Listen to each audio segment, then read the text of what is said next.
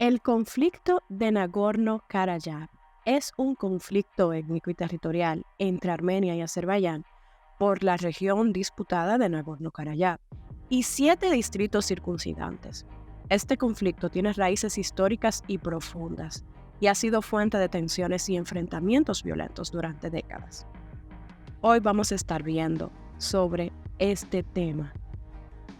Yo soy Carolina Guzmán y este es tu podcast Global Diplomático.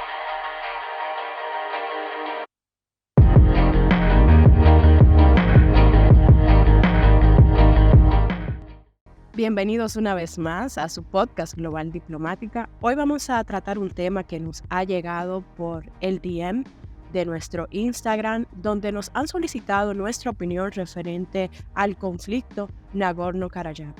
Así que vamos a ir viendo algunos puntos muy importantes sobre los antecedentes históricos, el desarrollo y las consecuencias de las guerras, claro que sí, y también nuestra opinión que no puede faltar. Lo primero que tenemos que hablar es de las raíces del conflicto, que estas se remontan hace más de un siglo, hasta el fin de los imperios ruso y otomano. Nagorno-Karabaj era una región autónoma de la República Soviética de Azerbaiyán, pero en 1988 su población, mayoritariamente armenia, demandó unirse a la República Soviética de Armenia. La disputa por el territorio de Nagorno-Karabaj expresa un conflicto de larga data entre las etnias armenios y azeríes y sus respectivas religiones dominantes, el cristianismo ortodoxo y el islam. A principios del siglo XX hubo sangrientos enfrentamientos entre los habitantes de ambos pueblos por motivos religiosos. Las consecuencias de estas guerras, por ejemplo, cuando la Unión Soviética se desintegró, la disputa se convirtió en una guerra que dejó entre 20.000 y 30.000 muertos y desplazó a más de 1 millón de personas, la mayoría azerbaiyanas. Nagorno-Karabaj se autodeclaró república independiente, una designación que ni Azerbaiyán ni el resto del mundo ha reconocido, lo cual dista mucho cuando hablamos de la determinación de los pueblos. Una cosa es el papel y otro es la historia. En 1994, las fuerzas armenias se hicieron con el control de Karabaj y también ocuparon vastos territorios azerbaiyanos que llaman Franja de Seguridad para unirlos a Armenia. En el 2016 se dio el último enfrentamiento entre ambos países, denominado la Guerra de los 4 días. En 2020, Azerbaiyán lanzó una ofensiva militar en Nagorno-Karabaj, lo que a un alto el fuego mediado por Rusia. Este conflicto, Nagorno-Karabaj, es un conflicto complejo y de larga data que se remonta desde la era soviética, como hemos estado viendo. Y les voy a dar algunas claves para que puedan entender mejor este conflicto. Inició en el 1988, hacia el final del régimen soviético, como ya vimos, cuando las fuerzas azerbaiyanas y los separatistas armenios comenzaron una guerra en la que murieron entre 20.000 y 30.000 personas. Después de que el Parlamento Regional de Nagorno-Karabaj votara a formar parte de Armenia, Azerbaiyán intentó reprimir el movimiento separatista mientras que los armenios lo respaldaron, algo muy parecido a lo que sucedió en Crimea, cuando Rusia decidió anexarla.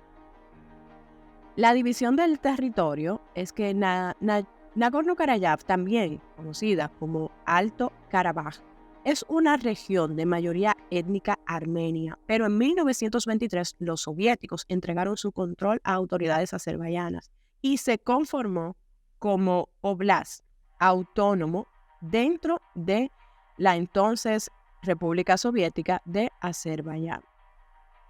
Y aquí vemos lo que ya hemos estado analizando: la autodeterminación de los pueblos. Cuando se separa un gran imperio y se desmantela todo lo que una vez fueron, quedan regiones ocupadas por una población que se siente, vamos a decir que se siente más de una nación que de la otra, y de no sentirse de ninguna prefiere su independencia, pero la comunidad internacional no lo reconoce por cuestiones de territorio. ¿Y por qué pasan estas cosas? Estas cosas pasan usualmente porque tiene ese territorio. Si ese territorio conserva petróleo, conserva gas, entonces tiende a ser de más interés, y la autodeterminación de los pueblos queda en el abismo y los papeles.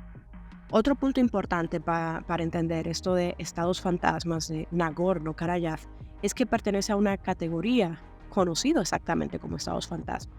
Durante la desintegración de la Unión Rusa Social Soviética hubo una serie de conflictos etnonacionalistas y Nagorno-Karabaj es uno de ellos.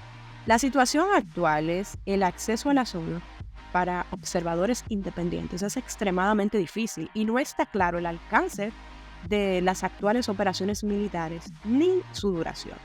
Lo que está claro es la marcada enemistad que sigue existiendo entre los dos países y esto cada vez escala de una manera muy problemática. La posición de las partes es que el presidente de Azerbaiyán, Ilham Aliyev, ha amenazado repetidamente en el pasado con retomar todo el territorio de Nagorno-Karabaj por la fuerza si fuera necesario. En 2019, Pashinyan, el primer ministro de Armenia, dijo a una multitud de armenios reunidos en la principal ciudad de Karabaj que Artsakh es Armenia y punto. Artsakh es el nombre armenio de Nagorno-Karabaj, para que tengan una idea. La dimensión internacional del conflicto es que tiene un importante impacto. Rusia ha intentado ejercer de mediador en las tensiones para seguir ejerciendo influencia sobre la región. Sin embargo, el estallido de la guerra de Ucrania ha puesto en duda la capacidad de Moscú de seguir ejerciendo su influencia sobre el espacio postsoviético, incluyendo su rol como mediador en el conflicto de Nagorno-Karabaj, porque digamos que ha perdido credibilidad internacional para servir de mediador. Pero recordemos que Rusia ha estado en esta misma situación referente a la población de Crimea que se siente rusa. Aunque la comunidad internacional lo ha visto como una invasión hacia Ucrania, la realidad es que el pueblo que estaba ahí no se sentía ucraniano, sino que se sentía ruso. Y esto es un punto de debate, porque si bien Putin ha actuado mal, también tenemos como comunidad internacional cambiar las cosas que ya no nos están funcionando y entender que cuando una población en su mayoría tiene esa autodeterminación que dicta el derecho internacional, también tenemos que escucharla porque ya no se sienten parte de esa nación. Entonces, eso es un punto muy importante. Si extrapolamos ese conflicto a un imaginario en República Dominicana y digamos que la provincia de Dajabón dejó de sentirse dominicana porque su mayoría es haitiana, y ojo, para que entiendan el problema de la migración, si se siguen asentando más haitianos ahí, ¿qué va a pasar? Que la mayoría va a ser haitianos y que van a decir que se sienten haitianos, que ya no se sienten dominicanos y puedan buscar una independencia. Y en ese sentido, ¿de quién va a ser la culpa? Bueno, la culpa va a ser de la migración descontrolada por no detenerla. Sin embargo, son asentamientos nuevos, no es lo mismo de hablar de asentamientos antiguos donde esas personas siempre han habitado ese territorio. Pero es más o menos para que tengan una idea del contexto de cómo va funcionando el mundo cuando una población decide autodeterminar cuál va a ser su futuro y a qué estado pertenece. Y este es el peligro de la migración que muchas veces no entendemos. Luego seguimos viendo los intereses de la Unión Europea. El fracaso de estas iniciativas de paz, ahora liderados por Rusia, y el debilitamiento de Moscú en vista del conflicto de Ucrania, como ya mencionamos, han abierto la puerta a que la Unión Europea se posicione como mediador. A principios del 2022, la Unión Europea puso en marcha una misión en Armenia de monitoreo en un intento de fomentar el diálogo y la confianza entre ambos lados. Estas son solo algunas de las claves para entender este conflicto. Sin embargo, es importante tener en cuenta que la situación es muy fluida y puede cambiar rápidamente. El profesor Matt Kibortrup consideró hipócrita que los países de Europa Occidental hubieran reconocido con entusiasmo la sucesión de varios estados de Yugoslavia, ignorando las leyes de integridad territorial, pero al mismo tiempo no mostraron el mismo interés por el referéndum de Nagorno-Karabaj. Este conflicto ha permanecido prácticamente a espaldas del mundo y no es muy conocido, aunque vamos a seguir viendo en este podcast la actualidad de lo que está pasando en el momento. Y si pudiéramos resumir las causas del conflicto, que son extremadamente complejas y notables a través del tiempo, podemos ver que ambas partes ven a Karayap como la parte indivisible de su patrimonio histórico y ninguna de ellas planea comprometerlo. Pero ¿qué pasa con esa población civil que está sufriendo esa parte del conflicto? Esa es la parte más lamentable, los intereses de cada nación, y olvidamos a la población civil. La situación actual y las perspectivas, vemos que Azerbaiyán sostiene que la solución al conflicto pasa necesariamente por la liberación de los territorios ocupados. Varias resoluciones del Consejo de Seguridad de Naciones Unidas respaldan este pedido. Armenia, por su parte, apoya el derecho a la autodeterminación de Nagorno-Karabaj. El primer ministro armenio buscará avanzar hacia un tratado de paz con Azerbaiyán que constantemente incrementa sus exigencias hacia Armenia. El conflicto de Nagorno-Karabaj es un conflicto complejo y no es algo que se pueda resumir en unos minutos, pero más o menos aquí estamos dando las claves para que puedan entenderlo. Desde el origen del conflicto en el 1988, con el final del régimen soviético, con las matanzas que hubo en esas guerras, ya vimos que fueron más de 30.000. Azerbaiyán intentó reprimir el movimiento separatista, mientras que los armenios lo respaldaron. Esto es importante y clave para que puedan entender el conflicto. Y algo importante que tenemos que ver es sobre estas claves y sobre cómo podemos entender mejor este conflicto. Y es específicamente la autodeterminación de los pueblos. Esto es importante en toda guerra. Vimos que el origen del conflicto fue en 1988 y algo importante fue que en el 1923 los soviéticos entregaron su control a autoridades azerbaiyanas. Ya vimos que es conocido como un estado fantasma. Y algo importante es la dimensión internacional del conflicto, sobre todo por la región que ocupa y el gas que se puede encontrar ahí.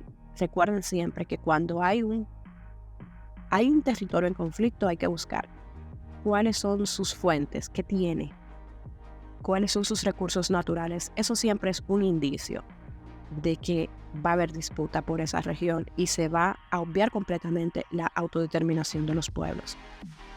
Las religiones juegan un papel muy importante en el conflicto. Una cosa es la identidad y pertenencia. Las diferencias religiosas entre armenios y azeríes han contribuido a la creación de identidades separadas y a la percepción de pertenencia a distintos grupos culturales y religiosos. La legitimización de reivindicaciones territoriales. Ambos países utilizan sus perspectivas religiosas para legitimar sus reivindicaciones territoriales sobre Nagorno-Karabaj, argumentando la importancia histórica y religiosa de la región para sus comunidades, algo muy parecido a lo que pasa entre Israel y Palestina. La movilización y apoyo de las diferencias que han habido pueden ser utilizadas para obtener el apoyo, tanto a nivel nacional como internacional, especialmente en momentos de tensión y enfrentamientos. Asimismo, vamos a ver, para abordar el papel de las religiones en el conflicto Nagorno-Karabaj y buscar una solución pacífica, se podrían tomar las siguientes medidas. Por ejemplo, fomentar el diálogo interreligioso, establecer espacios de diálogos y encuentro entre líderes religiosos de ambas comunidades para así poder promover lo que es la comprensión mutua y la tolerancia tan necesaria en estos días. Despolitizar las religiones, evitar la instrumentalización de las religiones en el discurso político y en la justificación de acciones violentas o discriminatorias, porque esto dista mucho del sentido de una religión per se. Promover la educación y la cultura de paz, incluir en los programas educativos contenidos que fomenten el respeto y la valoración de la diversidad religiosa y cultural, así como la promoción de una cultura de paz y convivencias. Involucrar a los actores internacionales para buscar el apoyo de organizaciones y líderes religiosos internacionales para mediar en el conflicto y así promover iniciativas de reconciliación y de paz. En conclusión, las religiones han desempeñado un papel significativo también en este conflicto y abordar este aspecto puede ser clave también para encontrar una solución pacífica y duradera a este flagelo que viven estas naciones y sobre todo la población civil del Nagorno-Karabaj.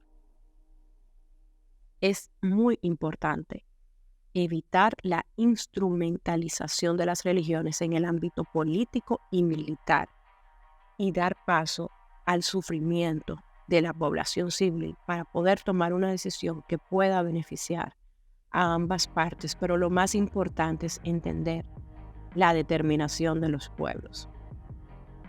Muchas naciones miran hacia esta zona del Cáucaso con el nerviosismo de que pueden emerger otra guerra en el territorio exsoviético, además de la que ya hay en Ucrania.